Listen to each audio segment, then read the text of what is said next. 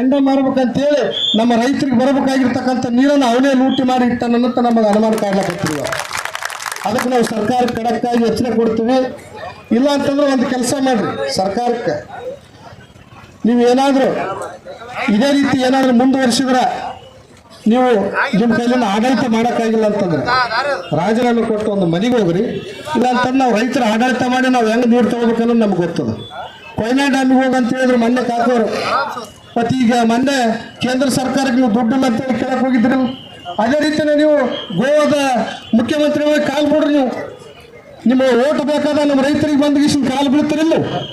ಅದೇ ರೀತಿಯೇ ನೀವು ಮಾಡಬೇಕಾಗಿತ್ತಲ್ಲ. ಅದಕ್ಕೆ ದಯಮಾಡಿ ಸರ್ಕಾರಕ್ಕೆ ಒತ್ತಾಯ ಮಾಡ್ತೀವಿ. ಇಲ್ಲ ಅಂತಂದ್ರೆ ನಮ್ಮೆಲ್ಲ ಪೊಲೀಸ್ ಅಣತಂದ್ರೆ ಸುಮ್ಮನಿದ್ರಪ್ಪ ಅಂತಂದ್ರೆ ವಿಧಾನಸೌಧದ ಗೇಟನ್ನು ಮುರಿದಗಿಸಿ ನಾವು ಹೊರಗೆ ಹೋಗ್ತೀವಿ, ನಮ್ಮನ್ನು ಬಿಟ್ಟುಬಿಡ್ರಿ. ನೀವು ಆ ಮಕ್ಕಳಿಗೆ ನಾವು ಹೆಂಗೆ ತರಬೇಕು, ಹೊರಗೆ ತಂದಗಿಸಿಂದ ಬುದ್ಧಿ ನಾವು ನೀರು ತಗೊಂಡು ಹೋಗ್ತಕ್ಕಂಥ ಕೆಲಸ ನಮಗೂ ಕೂಡ ಮಾಡಕ್ಕೆ ಬರ್ತದೆ. ನೀವು ಪೊಲೀಸರ ಮುಂದೆ ಇಟ್ಕೊಂಡು ಆಟ ಆಡಿದ್ರೆ ನಾವು ಏನು ಮಾಡ್ಲಿಕ್ಕೆ ಸಾಧ್ಯ ಆಗ್ತದೆ?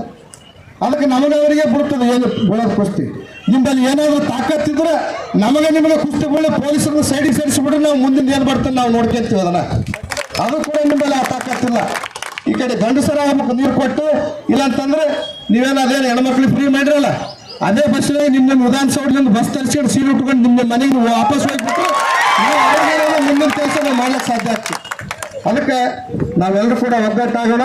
ನಮ್ಗೆ ನೀರು ಬರೋ ತನಕ ಪ್ರತಿಯೊಬ್ಬರು ಕೂಡ ಇಡೀ ಇವತ್ತೇನು ಮೊನ್ನೆ ನಾವೆಲ್ಲರೂ ಕೂಡ ಕಾಕೋರಿಗೆ ಅವ್ರಿಗೆಲ್ಲರೂ ಸಲಹೆ ತಗೊಂಡು ಸೋಮವಾರ ದಿವಸ ಈ ಒಂದು ಶಾಪುರ ತಾಲೂಕು ಬಂದು ಕರೆಯನ್ನು ಸ್ವಯಂ ಪ್ರೇರಿತರಾಗಿ ದಯಮಾಡಿ ತಮ್ಮ ಎಲ್ಲರಿಗೆ ಅಂಗಡಿಯವರಿಗೆ ಏನಾದ ನಾವು ವಿನಂತಿ ಮಾಡ್ತೀವಿ. ಯಾಕಂತಂದ್ರೆ ಇರೋ ಬೆಳೆ ಒಂದು ಸಲ ಹೋಯ್ತಪ್ಪ ಅಂತಂದ್ರೆ ಒಬ್ಬ ರೈತ ಕನಿಷ್ಠ 15ರಿಂದ 20 ಲಕ್ಷಕ್ಕೆ ಸಾಲಕ್ಕೆ ಗುರಿ ಆಗ್ತಾನೆ.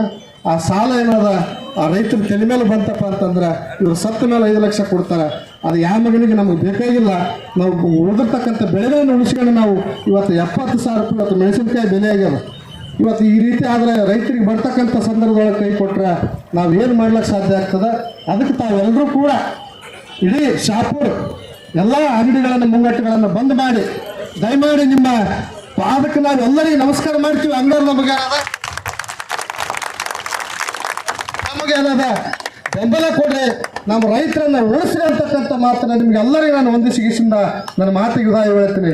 ಕರ್ನಾಟಕ ರಾಜ್ಯ ರೈತ ಸಂಘಕ್ಕೆ, ಹಸಿರು ಸೇನೆಗೆ, ರೈತ ಹೋರಾಟಕ್ಕೆ